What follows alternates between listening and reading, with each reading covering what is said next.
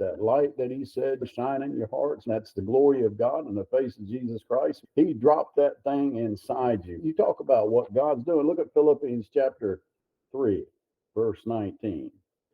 A lot of times in man, we get this thinking that life is only pertained to the things here. And matter of fact, we know that we believe that and feel that way because of look at how much time we spend in the here and now versus in the hereafter. See, that's all man's doing. Philippians chapter 3, verse 19.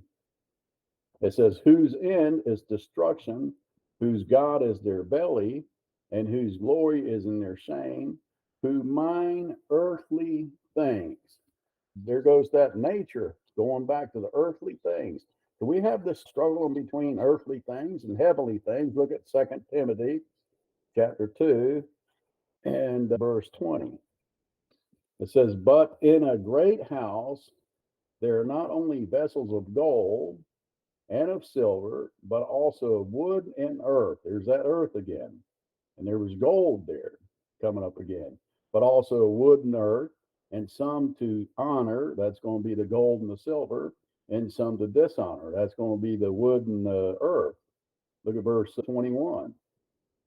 If a man therefore purge himself from these, he shall be a vessel unto honor. Purge himself of the wood and the hay and the stubble and the earth there. In other words, as you live, you're going to start spending more time in the heavenly, or spending more time on the things that pertain to heavenly things, and then less and less time the things to do with here and now. That's man's ultimate goal, or that's at least what God would like you to do.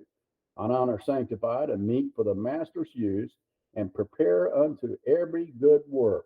That thing looks like that you're going to have to spend some time in the heavenly before you're prepared to do any good work. So it's okay. Just the biggest thing is we ought to spend time with the Lord. Look at Genesis chapter 6. Now I'm going to look at man here, Genesis chapter 6, and look at verse 3. So we're going to take a look at man now. We just looked at these things about man. He's actually got a nature of dust. And then when he meets the Lord, he gets that God's nature. He gets that gold look to it. But then you got to purge yourself of this earth and just start spending more time.